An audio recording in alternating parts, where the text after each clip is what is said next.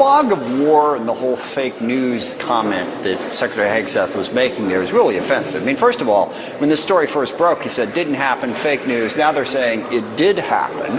So he's not always honest, and if he wants accurate stories, they should be more transparent. But the fog of war comment in particular is unbelievably offensive. There are people who are in the middle of the fog of war, and I have enormous sympathy for our troops who are fighting in Iraq and Afghanistan when they're facing terrorist threats, and they don't know if that person is wearing a suicide vest or if that's a car bomb, and they have to make very difficult decisions with their lives on the line. This was a boat sinking in the middle of the ocean, no threat to anybody, much less a service member. There's no fog of war here.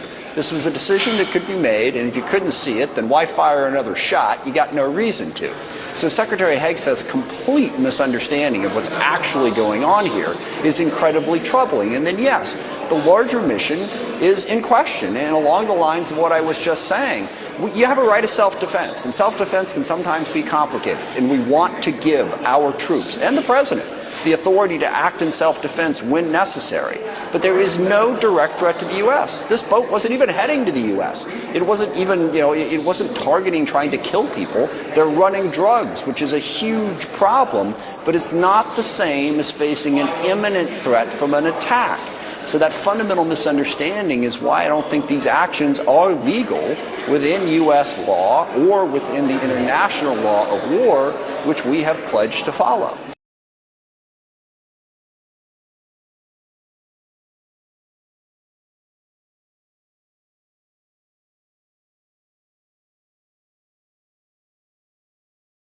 Families today are navigating a landscape where the essentials, healthcare, housing, utilities, childcare, groceries, all cost more.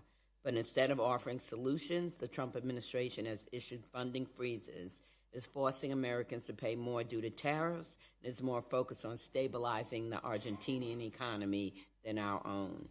Across the country, it's going to be okay because you assume as we age, our health is going to change, our medications are going to change, doctors are going to change. You got to make sure that everything aligns so that it meets all of your health needs. And it's very important that State Department officials have acknowledged this, and that we understand that we, the United States, are also at the crossroads, and that we can no longer continue this posture of excessive deference to Belgrade. Now I'm working on a bill that's going to help families as soon as they have they go into the third trimester, get a direct check from the federal government, so that way you could go and buy everything you need to have a smooth transition into the first year of life for your kid. So what does that look like? And then here's the thing.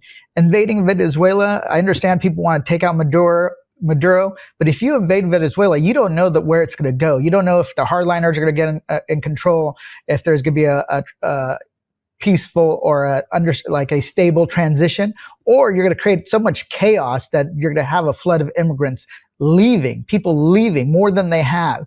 I mean, I'm with you. I'm tough on crime sort of guy.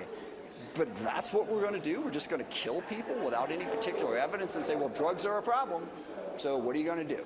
There are a ton of other, better legal options to address this problem. If reports are true that someone in our military, be it the Secretary of Defense or an unnamed admiral, gave an order to kill unarmed survivors of a military attack, they need to be held accountable. If reports are true that someone in our military, be it the Secretary of Defense or an unnamed admiral, gave an order to kill unarmed survivors of a military attack, they need to be held accountable. Virginians don't want to be in more forever wars. Virginians are deployed on the Ford Strike Group in the Caribbean, undertaking actions that could potentially be a precursor to an invasion that should not happen. And so they do not want to solve this problem. They do not want to solve the fact that right now we are a month in to open enrollment under the Affordable Care Act. And my constituents and constituents of colleagues around the country are seeing their healthcare premiums spike 100, 200, 300%. And candidly, I don't know if Representative Jay Powell or other members who are screaming this, I don't know if they could define due process. It's a very cliche argument that they make. It does not hold water, and they are essentially bolstering a nefarious political effort to import as many people into the country, regardless of the consequences thereof, and then to fight whenever someone tries to remove them.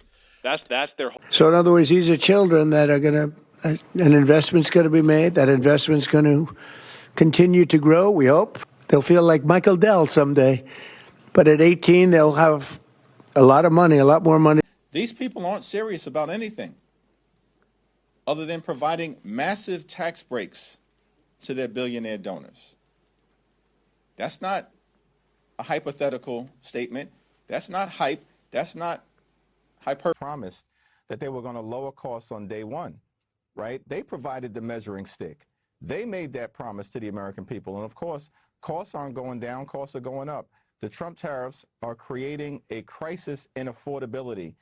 So we locked in the interest rates. We locked in R&D expenditures. We locked in the tax rate, where we made sure that businesses were shored up for the next several years, that we made sure that we protected the American people from unfair taxations and the biggest tax hike of all time, to look into the future. Look how I will not be intimidated by this president.